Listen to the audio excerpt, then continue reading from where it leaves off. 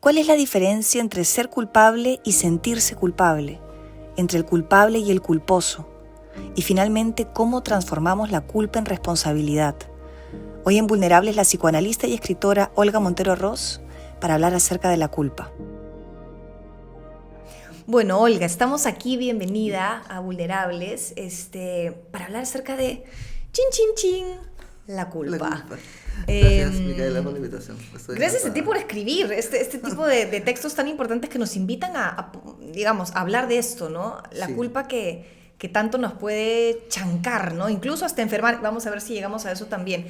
Yo pensaba ayer, antes de ir, mientras que hacía mis notas, claro, existe en mi registro, ¿no? El culpable y el culposo. Okay. Yo quiero detenerme brevemente en el culposo y luego vamos al culpable, ¿no? Muchas veces el culposo no es el culpable. No es el culpable, generalmente, además. Generalmente, pero hay muchos culposos, demasiados, ¿no? Entonces quisiera hablar del culposo. ¿Cuál es la característica del culposo? ¿Por qué uno es culposo? Y me pregunto también, no sé si estoy bien o mal, si a veces creo que la culpa es casi un mecanismo adaptativo para que los que queremos no nos dejen, ¿no? Y es como me atribuyo la responsabilidad de aquello que incluso no es mi culpa, pero para que no te vayas, ¿no? Por ende lo cargo yo. Me parece muy interesante tu pregunta y tu reflexión. Hay una diferencia absoluta entre ser culpable y sentirse culpable. Uh-huh. Yo siempre digo que como psicoanalista la culpa es una de mis mayores enemigas en el consultorio. Porque generalmente la gente que se siente culpable no es culpable de haber hecho un daño, ni siquiera, no te digo intencional, sino de ninguna manera, ¿no? ¿Qué hace que seamos tan culpables? La respuesta es infinita. Y las razones, una de las que tú das, es fundamental. Uh-huh. Se nos dice, mucha gente se siente culpable por sentirse insuficiente, por sentir que no da lo que debe, por sentir que podría hacer más de lo que hace, y por cargar responsabilidades que no tiene. Hay vínculos que son más patológicos donde el propio vínculo hace que el otro hace que uno se sienta culpable. Eso también ocurre. Pero en realidad tú has dicho algo que es lo más originario, que es que uno necesita ser querido. O sea, nacemos de una manera tan vulnerable, somos tan absolutamente vulnerables que necesitamos que alguien nos ame para estar vivos. Uh-huh. Entonces esa huella es absolutamente humana y creo que todos los seres humanos necesitamos que nos amen. Uh-huh. Y a veces pagamos precios muy altos y no sanos. Okay. Otro lado de la culpa también está generado por la iglesia, porque claro, yo te digo, ¿quién es alguien culpable? Alguien que ha cometido pues algún daño, ¿no? Algún delito, ¿no? Pero yo me acuerdo no sé si es en la misa, pero uno es culpable de palabra, de obra, de omisión. Por mi culpa, por mi gran culpa. ¿No? Pero de palabra, de obra, de omisión. Y yo tenía un profesor psicoanalista al cual quiero mucho, que él decía que los mandamientos católicos eran imposibles de cumplir, porque, por ejemplo, él decía, uno no puede no desear a la mujer del prójimo, porque el deseo ocurre. Uno puede no gilearla, no buscarla, digamos, puede no hacer nada, pero no desear, eso no puede ser un mandamiento, porque nuestros deseos son inconscientes y vienen de las pulsiones. ¿Qué hace uno con los deseos? Es nuestra responsabilidad. Uh-huh. Pero no desear es casi imposible de cumplir. Uh-huh. Y él planteaba que era una manera de generar culpa. Claro. Y otra manera de generar culpa muy extendida son los mandatos de la cultura. Donde, por ejemplo, a las mujeres se les exige una maternidad perfecta, digamos esto de que detrás de un hombre hay una gran mujer, pero en función de alguien, ¿no? O sea, la mujer como tal, yo creo que eso está cambiando, pero creo que también hay mucho de eso todavía. Y la mujer tiene que ser perfecta y tiene que ser una mártir para los hijos y tiene que estar postergada para ellos. Y no, o sea, digamos, esos mandamientos también son imposibles. Uh-huh. Y cuando uno se siente mal o no quiere o no es perfecta, la culpa nos viene con todo. Incluso cuando uno no puede, ¿no? Hay gente que no puede dar de lactar y eso genera una culpa enorme. Quisiera detenerme en este terreno. Es como si yo a veces pensara que para que la culpa se instale, como esta malayer, tiene que haber un terreno fértil para que eso suceda. ¿Cuál es ese terreno fértil para que? Porque hay otros que pueden, no, yo te puedo decir, es que tú has generado esto, y una persona que tiene un mecanismo, un poco más de salud en relación a su propio merecimiento, te va a decir, no, yo no me siento culpable de esto. No me hago cargo. Y una misma situación Tal cual. a uno no le genera culpa y a la otra persona Tal cual. sí. ¿Cuál es ese terreno para que la culpa crezca? Yo creo que tiene muchísimo que ver con algo que es muy amplio, pero que se llama autoestima o autovaloración. Okay. O sea, si los padres le damos a los hijos la sabiduría de que valen y de que no valen por lo que hacen o cuánto hacen o la nota o el premio o el oficio, sino por quién son, porque igual los vamos a querer. Esa sensación de saberse valiosos es fundamental en la vida. Fundamental. Entonces, al saberse valioso, les es natural que el otro lo sienta valioso. Y eso no quiere decir que estemos criando arrogantes ni narcisistas, eso es otro tema. Porque un narcisista o un arrogante parte de la premisa de que él es el único importante. Okay. Eso también es una patología. Pero una persona que se sabe valiosa puede saber perfectamente que el otro es valioso. Y que no es una competencia, que hay espacio para muchos valores. No necesitamos que el otro no valga para uno valer. Eso no es amor propio. Pero aquella persona que se siente valioso va a decir, pero... No, o sea, digamos, yo no me hago cargo de eso porque no quiero hacer eso y porque tengo derecho de hacer de mi vida lo que quiero. La autoestima también en esa línea. Tengo derecho de hacer la vida que quiero, obviamente sin dañar a los demás. O sea, es como siempre en la salud un equilibrio. Entonces, posiblemente las personas que tengan esta sensación de ser valiosos y de que tienen derecho a vivir la vida que deciden vivir, posiblemente tengan mucho menos vulnerabilidad a sentirse culpables. Pensaba en algo bien interesante, que es algo que se menciona también en el libro, que a veces los culposos se sienten casi responsables de las enfermedades.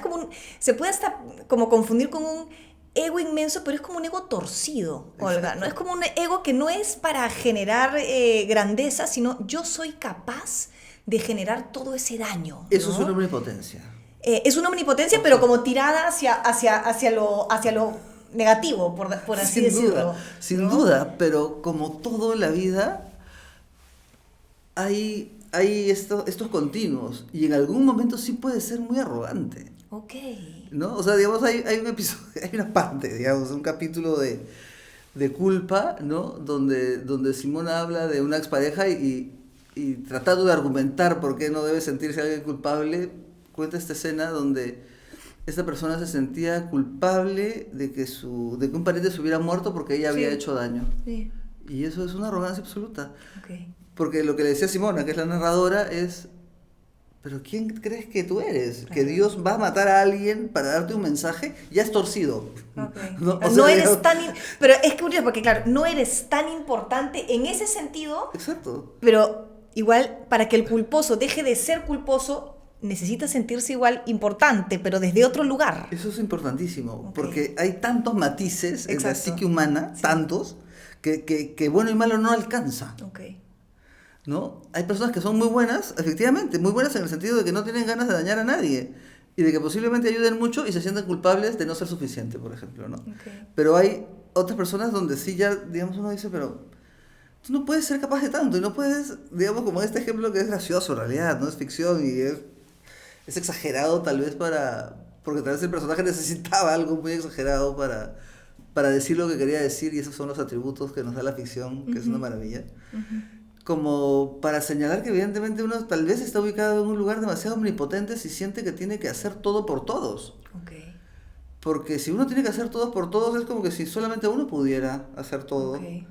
Y eso tal vez también tiene que ver con la sobreprotección, ¿no? O sea, si sobreprotegemos a los chicos, obviamente estamos muy importantes, somos muy valiosos, necesarios, pero no le estamos haciendo saber al chico que también puede. Claro, que también tiene recursos para él poder... Entonces uno tiene que quitarse y aguantar ciertas angustias y hacerle saber al chico que sabemos que puede. Okay. Porque así cuando el chico sabe que su mamá sabe, o que su papá sabe, o que su cuidador sabe. Y si le hacemos sentir que no va a poder, que es peligroso, que no se puede, que acá soy yo, también ahí hay un narcisismo. Okay. Que como te digo, no siempre todo es patológico, porque todo es una cuestión de grados, pero por eso el conocerse es fundamental.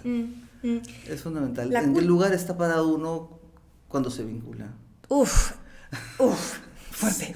Sí. La culpa, para que la culpa crezca, a veces la veo como esta cosa que crece y que a veces se alimenta y hay que, ¿no? Y intentar también no alimentarla. Y siempre se gesta en infancia. O sea, un culposo de por vida es porque en la infancia se instaló esa Yo culpa. te diría que sí. Okay. Yo te diría que sí. Bueno, soy psicoanalista y Sí, digamos sí. que vengo de una formación que le da absoluta importancia a los vínculos primarios. Sí. Y claro, hay discursos paternos y maternos que son muy culposos, muy generadores de culpa. Okay. Yo que te he dado tanto, yo que he hecho tanto por ti, yo que me desvivo, ¿no? Uno no tiene hijos para generar deudas, Bien. ¿no? Wow. Uno tiene hijos para darles recursos y que sean libres, ¿no? En todo caso, creo que siempre tenemos que acordarnos qué hubiéramos querido de nuestros padres y cómo queríamos ser de padres, ¿no? Yo tengo personas increíbles que tengan al consultorio y me dicen, Olga, he venido porque estoy igualita a mi mamá. Y diciendo cosas que juré jamás decir, porque también hay identificaciones. Claro. O sea, no son elecciones, son identificaciones inconscientes. Por eso te digo que esto que conversábamos, la importancia del conocimiento de uno. Total. Entonces, si le hacemos sentir al niño que nos debe, que falta, que no hace suficiente, o si solamente lo queremos por aquello que logra, y si no logra es, ¿por qué un 18? ¿Por qué no un 20? Y no está valorando para nada el esfuerzo, entonces nunca es suficiente. El niño siempre se va a sentir que nunca es suficiente, que siempre está en falta, que siempre debe dar más, y se va gestando lo que tú dices, un terreno fértil para sentirse culpable, poco valioso y generador del sufrimiento del otro, ¿no? Que es un poco la manera como elegir contar. O sea, para mí la culpa es un enorme tema. Sí, es inmenso. Inmenso. Y lo elegí contar en una historia de amor porque, digamos, hay una persona que se siente muy culpable por haber dejado de querer a alguien, ¿no? Ahí creo que me lleva justamente a eso, porque hay los quienes, no divido más o menos, generalizando obviamente en dos grupos, a los que les es más fácil dejar y a los que prefieren que los dejen, porque la responsabilidad de dejar a un otro, pese a que ya no estés enamorada o enamorado de él, pese a que ya no te guste, es tal que se quedan porque simplemente yo no puedo hacer sufrir al otro, ¿no? Tal cual. Y eso es muy fuerte, es dolorosísimo. Eso es muy fuerte porque uno no está en la ecuación. Esclavizante, además. Absolutamente, porque además uno no está ubicado en su vida, es decir, el otro es el importante y yo no soy tan importante que tengo que adaptarme a cómo quiere o necesita el otro que yo sea.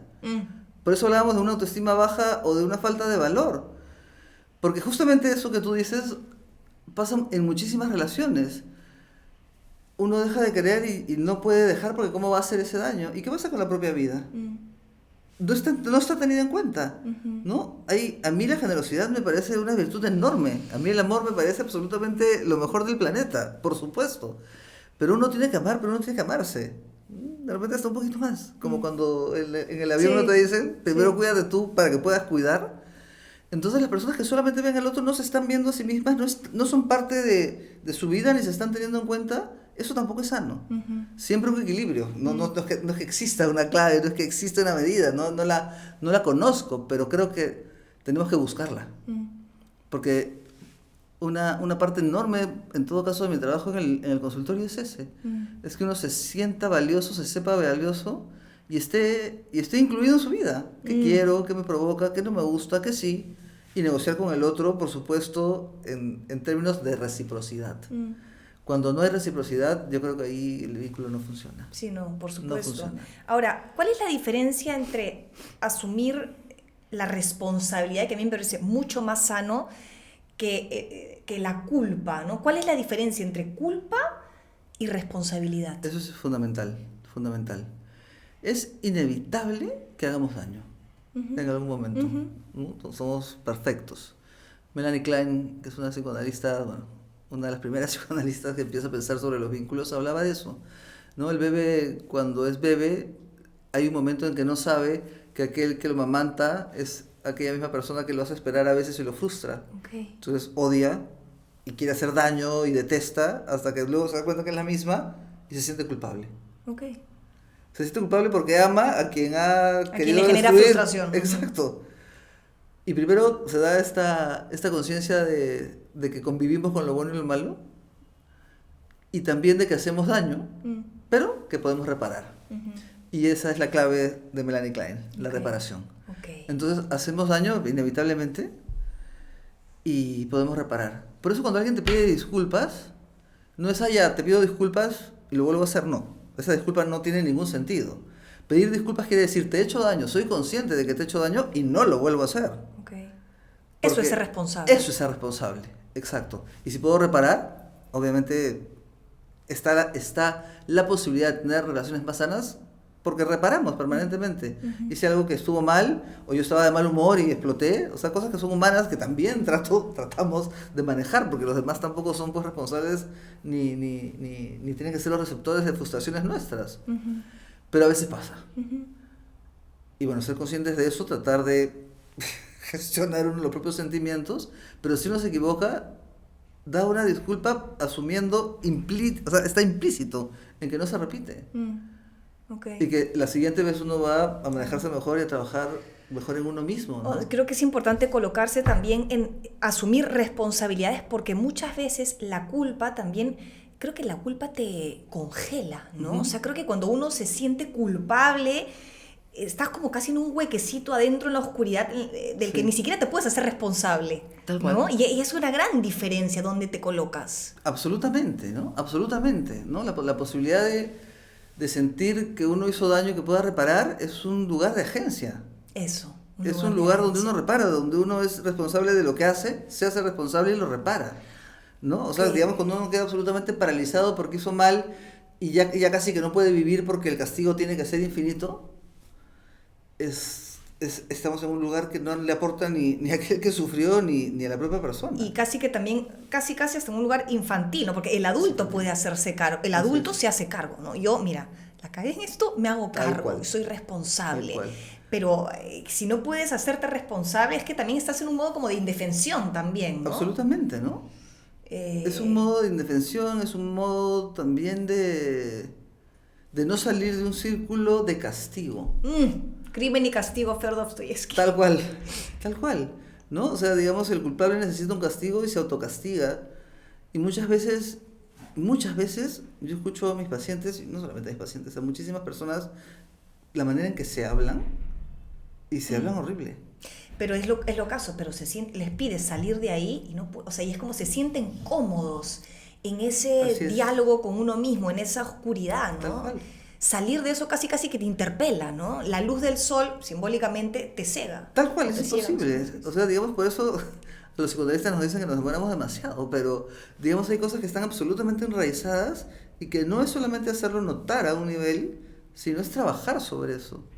¿Cómo empezar, un culposo que nos ve, cómo empezar a dejar de sentir culpa? Primero aceptándote como culposo y entendiendo que esa culpa que sientes no es tu culpa. Ese es un camino, pero que no es el más fácil. Okay. Porque siempre va a haber este mundo interno que te diga, no, pero sí pudiste, pero tal vez no mereces, ¿no? O sea, digamos, es develar la culpa. O sea, ¿de dónde surge esta sensación de uno ser el responsable? Y no solamente el responsable, porque a veces uno no lo es, pero de tener que priorizar al otro frente a uno mismo. Okay. Y creo que mientras uno es consciente de qué opera por debajo de la culpa, posiblemente el desamarrar desde lo interno, siento yo que es el camino, ¿no? Es, ¿por qué puede ser? Hacernos preguntas, ¿no? O sea, digamos, ¿o por qué me pasa que siempre me pasa? Ahí hay una sospecha, ¿no? ¿Por qué puede ser que si yo no soy una mala persona ni tengo la intención de dañar, siempre siento que lo siento? Okay. O cuando uno se habla horrible, ¿no? O sea, eres culpable, no mereces, siempre haces todo mal, ¿no? Yo siempre pregunto, ¿quién te hablaba así? ¿Alguien te hablaba así antes?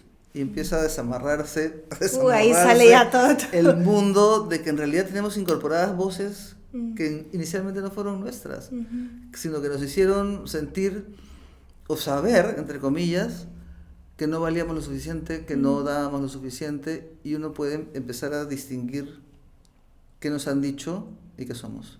Y creo que eso es la sanación, verdaderamente se da cuando entiendes que esos mandatos o esas voces que tú asumiste como tuyas, como estas creencias, en realidad tienen que ver con esas personas que a su vez no es que sean malas, es que vienen también de lugares no resueltos, ¿no?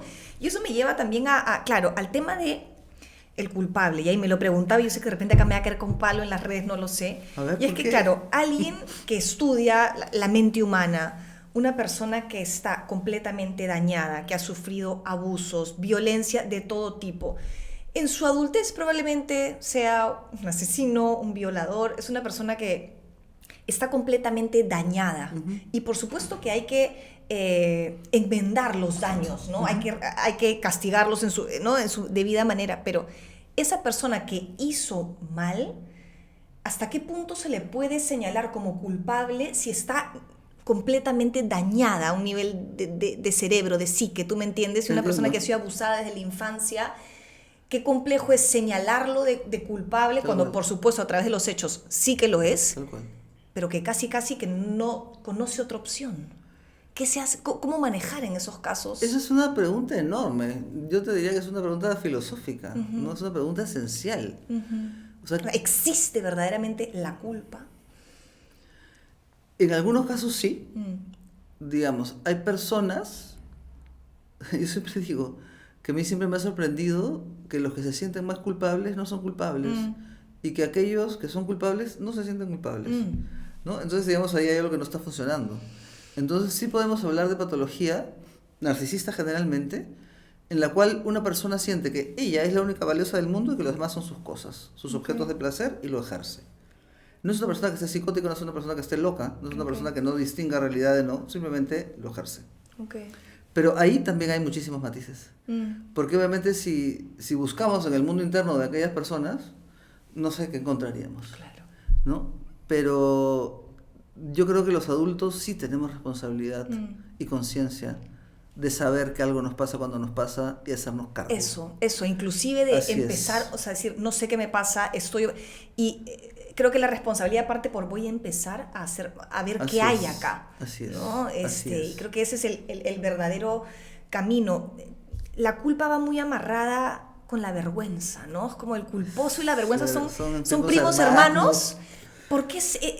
¿Qué antecede? ¿La vergüenza que antecede a la culpa o la vergüenza es una repercusión de la culpa? Yo creo que es primero, no sé responderte.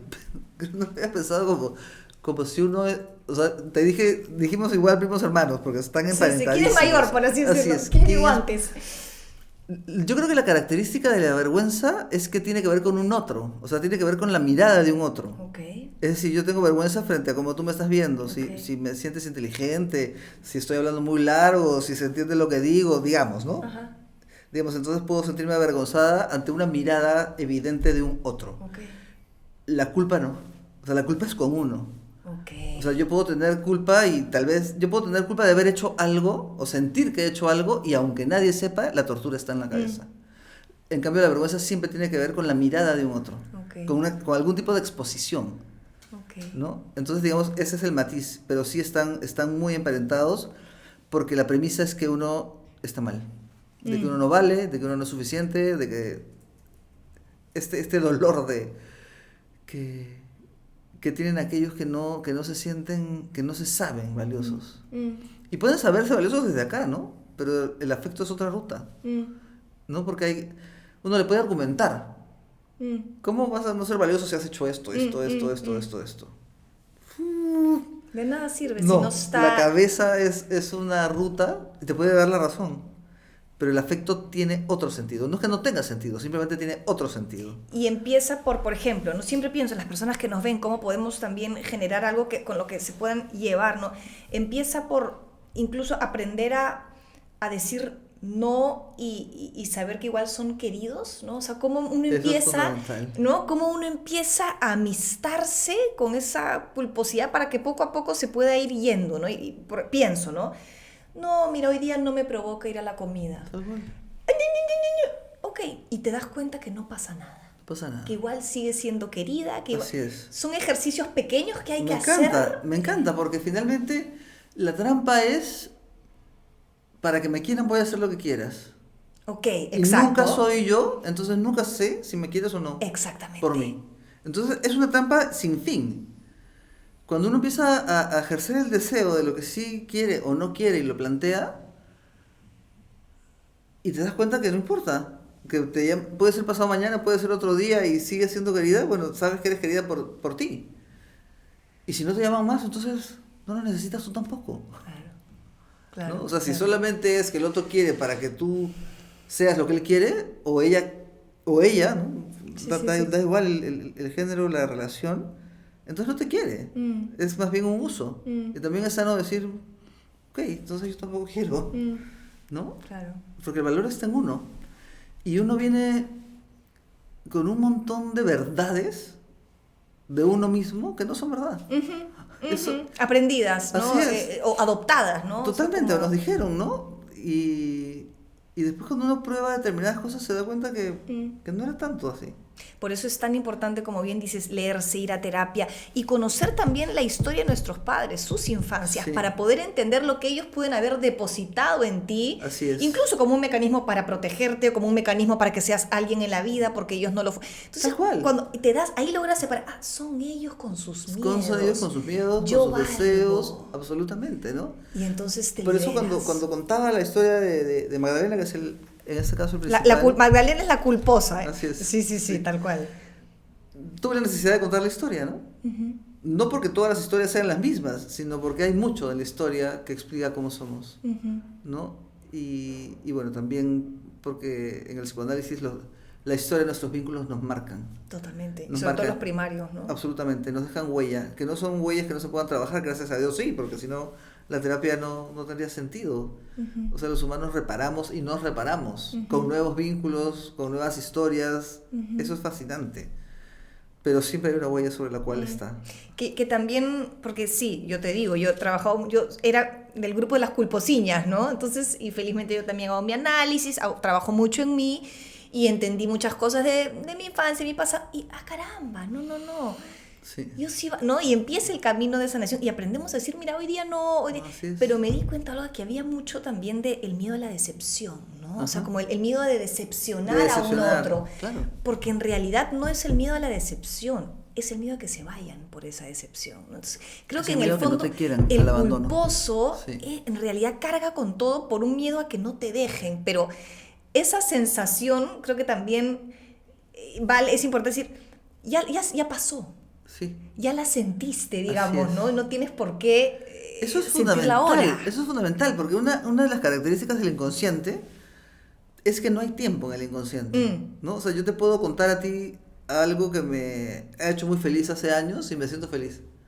O te puedo contar a ti algo que me entristece, que me pasó hace 40 años y sentirme profundamente triste. Si yo te cuento, no sé, que tuve un cólico de vesícula en tal año, te lo puedo contar, pero no lo siento. En cambio, lo psíquico lo sientes. Alucinante. Lo sientes. O sea, el tiempo no es que el tiempo borra todo, no. No es que el tiempo se queda destiñendo. No, o sea, algo importante lo cuentas y lo sientes, tal cual. Entonces, muchísimas veces uno viene o uno vive teniendo el miedo que tuvo a los 3 Exacto. y tomando la decisión que tomó a los 3 años. Cuando uno no se da cuenta la edad que tiene ahora, pero no solamente por la edad, sino por los recursos que uno tiene ahora. Y uno funciona como teniendo 3. Y darte cuenta de eso también es absolutamente liberador, ¿no? Digamos, muchas veces pasa que uno tiene modelos de pareja en sus padres. Y yo me acuerdo que tenía una paciente que cuando era niña me los miraba pelear. Y entendió que en las parejas había uno que mandaba y uno que se sometía. Okay. Y ella decidió a los 3 años que iba a ser quien mandaba. Okay. Y tenía una relación con su hija terrible, porque mandaba, y se dio cuenta que esa decisión ya no era necesaria, que estaba fuera de contexto, que había muchas otras posibilidades de vínculo, no solamente un agresor y un sometido, sino que hay muchas otras posibilidades, y es algo que suena tan obvio, créeme que no lo es. Sí, claro. Y el mundo se abre y ella decidió eso a los 3 porque tenía sentido a los 3. Exactamente. Tenía Te ayuda en ese sentido. momento a sobrevivir tu Exacto. dinámica en ese momento. Por eso es que en el afecto no es que no haya sentido, hay sentido, pero es otro sentido que no es el de la razón. Pero tienes que encontrar el sentido y te das cuenta que ya no necesitas eso. Y que no tienes que ser el dominador, ni el mandón, ni el que manda. Que se pueden tener otro tipo de relaciones mucho más horizontales. Claro, y ni el que se mucho somete. más sanas, tal cual. Y uno crece pensando, en este caso, en este ejemplo, que no sé por qué se me ocurre hoy, digamos, en una decisión tomada a los 3 por una vivencia que es la del niño que siente que así es la vida. O sea, nos cuentan la vida como es y eso pensamos. Y hay algunas cosas que son equivocadas y hay otras cosas que no. Es decir, ese estilo de relación no es el único. Pero si te dicen que tú vales y vas a valer siempre, eso sí te acompaña toda la vida. Y eso se gesta bien pronto. Qué importante, Olga. Sí. Y a veces yo sí siento como un poco de frustración, bueno, no sé si es la palabra, en padres o madres que tienen hijos siendo ellos todavía niños, Sí. aún sin y sí, nunca vamos a terminar de sanar, y vamos a ser padres imperfectos. Bueno, yo en lo personal no tengo hijos, ¿no? Pero lo veo mucho también acá en las sesiones y tal, y es la importancia de tener hijos siendo adultos, no perfectos, No. pero adultos, Así es. para no traspasar, para no, sí, dañar.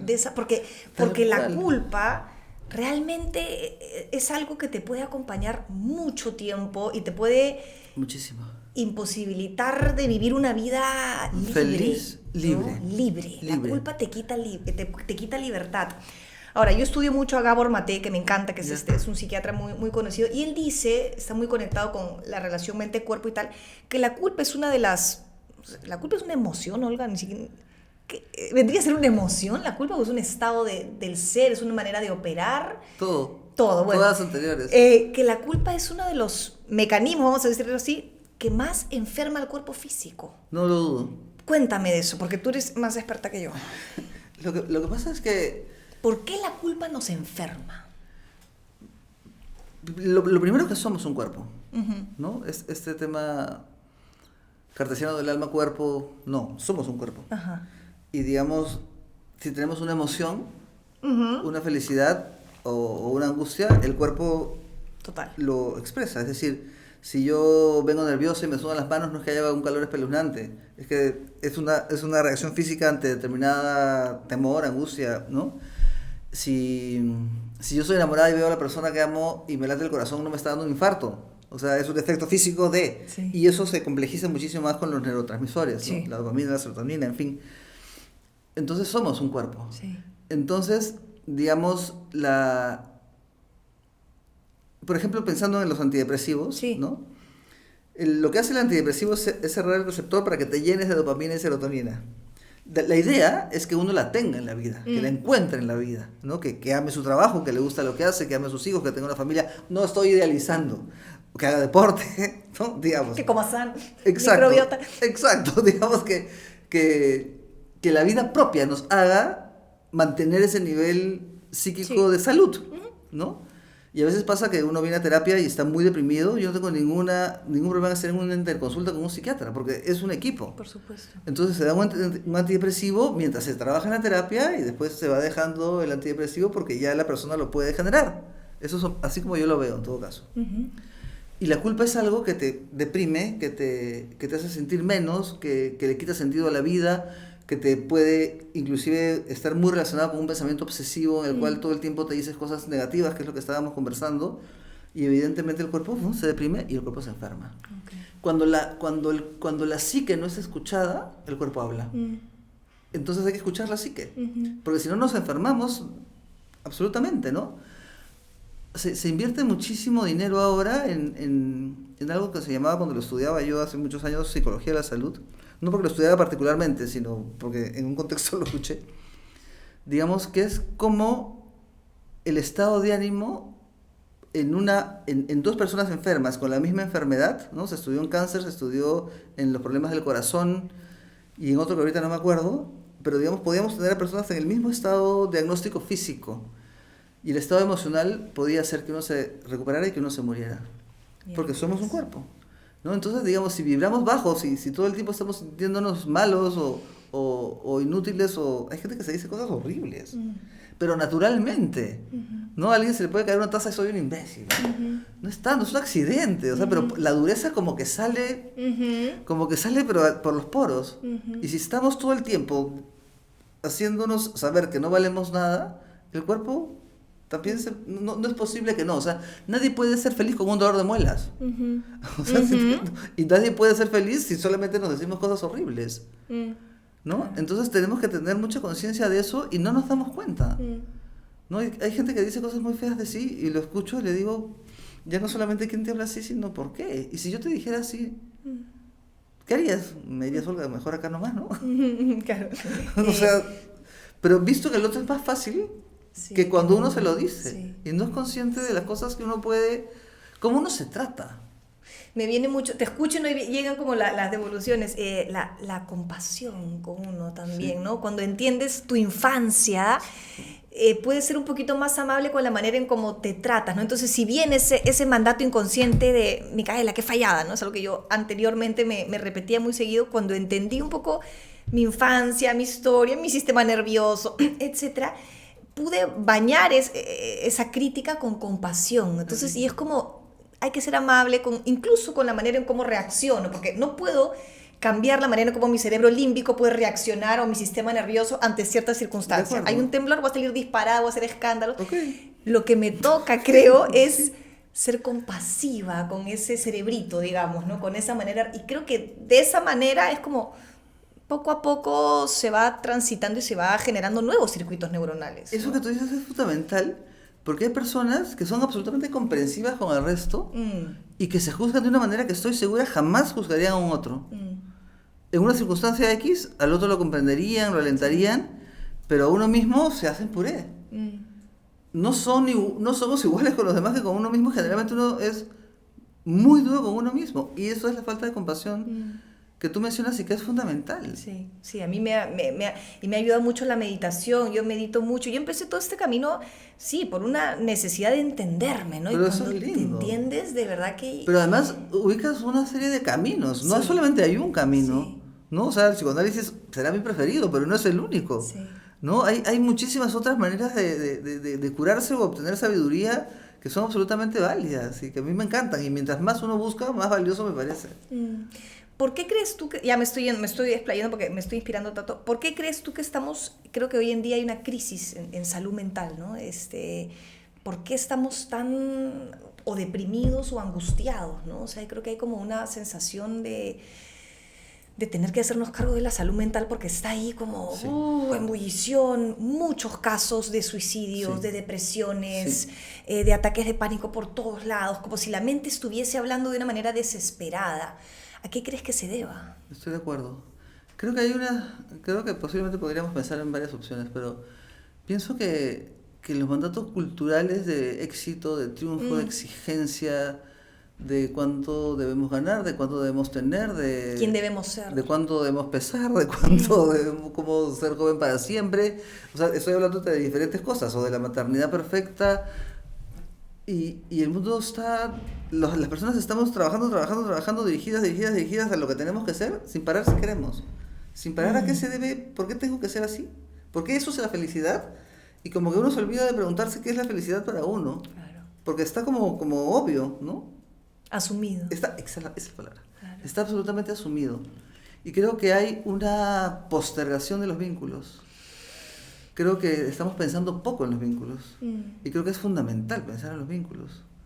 O sea, los vínculos sanos te reparan la vida. O sea, yo creo que está la felicidad en los vínculos. Sí, te salvan. Te salvan. Y claro, si son los padres en buena hora. Pero si no, igual. O sea, existen otras posibilidades. Un profesor te puede salvar la vida. Total. Una amiga, un amor. Un terapeuta. Un terapeuta. Sí. Pero por supuesto. Y eso es por el vínculo. O sea, no es por las cosas inteligentes que uno puede decir en el consultorio, cero. Tiene que ver con un vínculo gestado para entender al otro con absoluto respeto y sin juicio. Sí, claro. Y si somos así con los demás, eso está totalmente olvidado, totalmente postergado, ¿no? Y tenemos que rescatar, o sea, digamos, hay un vínculo que se sana, hay un vínculo que se cura y irradia, pero en el mundo, ¿no? Total. Y este mundo está totalmente escindido, ¿no? Escindido en categorías que nos excluyen, ¿no? Que si tú eres de izquierda, que si tú eres de derecha, que si eres un comunista, que si eres un terrorista, que si eres de otro país o eres extranjero, o sea, todas las categorías, todas hechas para decir que el otro es el malo y yo no. Para diferenciarnos, ¿no? En vez de poder entendernos y acercarnos en esa diferenciación también. Yo creo que ojalá fuera para diferenciarnos en el sentido de aportar la diferencia. Sí, claro. Imagínate que todos seamos exactos, Claro. ¿no? Entonces, creo que eso es una categoría de exclusión, Okay. ¿no? Tengo la impresión. A mí me contaron el mito de Babel, No sé, no. Es bíblico. ¿Ya? No es un mito en realidad, está en la Biblia. He dicho algo funable. No, Ahora viene el castigo, joder, así es. el rayo.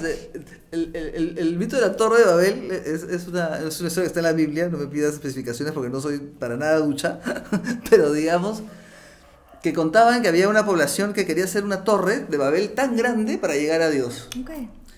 Entonces empezaron a construir esta torre y la explicación que a mí me dieron, no sé si es la que dice la Biblia, pero sospecharía que sí, es que Dios se enojó mucho por esta arrogancia del hombre que quisiera alcanzarlo y confundió las lenguas y creó los idiomas. Entonces la gente no se entendía, se pelearon, no se entendían y se dejó la torre.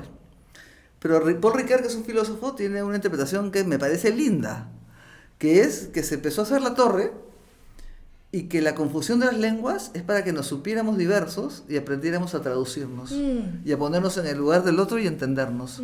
Eso creo que nos falta, esa interpretación.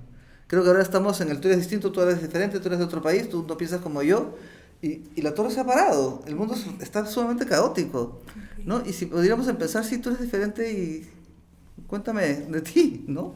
Sin hacer un prejuicio o un juicio negativo, porque la diversidad es absolutamente rica. Aprendemos tanto del otro. Yo aprendo todos los días. Cuando yo tuve mi primera consulta en el consultorio, me contaron una historia y dije, nunca más me voy a sorprender. Okay. ¡Qué error! Yo me sorprendo todos los días. Okay. Todos los días. Okay. Y aprendo. ¿Qué te llevó a ser, tú eres psicoanalista? Yo soy psicoanalista. ¿Qué te llevó a estudiar la psique humana? Siempre me pregunto porque tiene que haber algo en ti que te inquietaba a ti, digamos. Sin duda. ¿No? O sea, ¿qué te interpelaba a ti para que tú quieras entender el cerebro humano? Yo creo que todos sí, lo puedo preguntar. Pero absolutamente, ¿no? Yo creo que todos los psicólogos, en todo caso los psicoanalistas o los que se dedican a mí yo quería ser escritora o psicoanalista. Okay. Bueno, van de la mano más o menos. Van muy de la mano. Ajá. Van muy de la mano. Y bueno, elegí ser psicoanalista porque además yo pensaba que ser psicóloga era ser psicoanalista cuando era chica. Ajá. Porque vi una película de Ingrid Bergman, que era psicoanalista, una película de Hitchcock, donde encontraba el trauma oculto y se entendía por qué el paciente tenía un síntoma. Esa cosa oculta que no accede a nosotros y que nos marca, me dejó absolutamente fascinada. Debo haber tenido 8 años. Y quería ser, según yo, psicóloga, pero quería ser psicoanalista. Claro. Cuando entré a la universidad me di cuenta que ser psicóloga no era ser psicoanalista, que hay muchas formas de ejercer la psicología. Entonces ya me encaminé a ser psicoanalista. Pero creo que lo que me fascina es todo aquello que no conocemos de nosotros mismos y que rige nuestra vida. Uf. Eso me pareció fascinante. Uf. Y ahora lo que me es fascinante es la ficción, porque vivimos ficciones, ¿no? O sea, digamos, pensando en alguna persona que decidió algo a los 3 años y siente que así es la vida, y es una ficción, porque así no necesariamente tiene que ser la vida, puede ser de 1000 maneras. Totalmente. O por ejemplo, alguien me dice, Olga, pero tú tienes tu paciente, ya, perfecto, pero no se habló con su mamá, de repente la mamá es buenísima gente. De repente, digo yo, pero eso no es mi tema. Mi tema es cómo el hijo o la hija o la persona que me está hablando siente a su madre, porque esa es su historia. Exacto. Entonces las ficciones, la realidad como tal, yo no la entiendo además mucho, porque creo que solo hay subjetividades. Total. Todos son los lentes con los que Así vemos la es. vida y cada lente tiene una medida distinta en base a tu historia vincular, a todo. Absolutamente. Porque incluso los hermanos vienen de una madre y de un padre distintos. Entonces, de otro tiempo, de son otra los lentes con los que vemos expectativa, la vida. de la propia afinidad que tenemos con los chicos, de que si es el primero, si es el segundo, si es mujer, si queríamos, lo que fuera. Total. ¿No? Por supuesto, entonces, ese mundo subjetivo, ficcional, digo yo, ahora que escribo estoy por eso tan fascinada, porque esa raya tiene pues, no tiene frontera, ¿no? Entonces generar ficción me apasiona. ¿Por qué una culposa o un culposo debería leer culpa? Porque yo lo que he querido es desmantelar la culpa, es desenmascararla, es hacer conocer sus trampas. Obviamente es una novela y creo que se podrían hacer sobre el tema muchos temas, ¿no? O sea, no muchos temas, sino sobre la culpa, muchas formas de narrarla. Pero elegí esta porque tenía que ver con cómo había terminado la primera, que fue mi primera novela, que se llamó Cortejo, y que después decidí hacer la trilogía. ¿Y después de culpa qué viene, si te puedo preguntar? Sí, sí viene. Viene la tercera. ¿Qué es? ¿O todavía no podemos revelar el título? No sé si se puede o no, pero te lo voy a contar. Bueno, nos mata la editorial. Esperemos que no. Se llama Cuerpo. Wow, qué Claro, interesante. porque creo que hay mucho con el cuerpo, cómo lo tratamos y cómo lo pensamos. Cómo lo sentimos. Exacto, ¿no? Entonces, digamos que se mantiene el universo de Cortejo, se mantiene... La triple C, además. Eso me di cuenta después, la narradora, y ya están haciendo. Está en camino, más que naciendo, está en camino. Sí. Wow, Olga, yo te siempre me gusta preguntarle a mi invitado, ¿hay algo de lo que no te he preguntado que quisieras hablar? ¿Hay algo que crees que es importante recalcar, que no lo he dicho? ¿Hay algo que quisieras decir pero que no te lo he preguntado? Creo que la conversación ha estado fantástica. La conversación ha estado fantástica. Creo que tienes una visión súper linda y una conversación que aporta un montón. Es una conversación, por supuesto. Que te inspira a ti y me inspira a mí, ¿no? Digamos, creo que simplemente pensando en la novela, yo necesitaba plantearlo en una historia de amor con dos antagonistas que sintieran distinto y que tuvieran historias distintas justamente. De ver la vida, además. Exacto, ¿no? Entonces, digamos que ese fue el recurso para poder explorar, ¿no? Sí. Para poder explorar la culpa dentro de una historia, dentro de la manera como una psicoanalista la puede contar y con estos personajes antagonistas a los cuales quiero mucho. Sí, totalmente. Desde un lugar en el que uno se hace responsable y desde el otro en el que, claro, la culpa te ancla, ¿no? Claro. Y cómo también sirve, creo yo, este otro personaje un poco más saludable, considero, más saludable, que vendría a ser Simona. Considero, cómo Simona desde su salud mental, vamos a decirlo así, ayuda a Magdalena, perdóname, a que Magdalena pueda también empezar a liberarse de la culpa. Siempre creo que es la importancia también de un otro que te ayude a poder también saber que vales. Yo creo que el otro es fundamental. Y tanto para un personaje como para el otro, porque Simona también tiene sus rayas, ¿no? Ajá. Y las tiene y ahí están, ¿no? Y creo que las dos, cada una en lo suyo, obviamente se aportan. Sí, creo que es la importancia también de los vínculos y cómo el saber sostener a un otro con su imperfección, con su dolor, con sus heridas, hace que eso se transforme. Se transforma. Y eso es la vida misma, ¿no? Tal cual. O sea, los vínculos sanan. Ay, muchísimas gracias. Qué rica conversa. No, tenía mi papel, feliz. No he visto nada porque ya. Pues si quieres chequear, si falta algo, yo tengo tiempo. Está todo. Me siento feliz. Fantástico. Así que nada, muchísimas gracias por escribir esto y por hablar del tema, ¿no? Muchas gracias por la invitación. De verdad que le he pasado súper lindo. Ha sido una conversación entrañable. Te agradezco un montón. Chin, salud. Bueno, así con nuestro tecito nomás. No hay licor de por medio, pero. Mejor.